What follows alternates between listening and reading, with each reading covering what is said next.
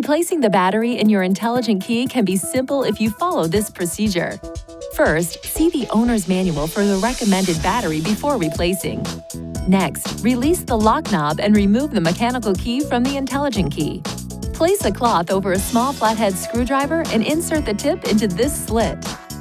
Now twist the screwdriver to separate the intelligent key into two pieces. Look at the battery to observe which side is up so you can put the replacement battery in the same way. Ensure your hands are clean and free from oil and grease before touching anything inside the key fob. Carefully hold the new battery by the edges every time you pick it up. Remove the discharged battery while being careful not to touch the internal circuits or electrical terminals. Gently place the new battery into the intelligent key with the negative side oriented in the same direction you noted during removal. Align the tips of the two halves and then close the key fob by pushing along the edges. Lastly, operate the intelligent key to ensure it works properly. If you need assistance with replacement, it is recommended you visit a Nissan dealer. Please see your owner's manual for important safety information, system limitations, and additional operating and feature information.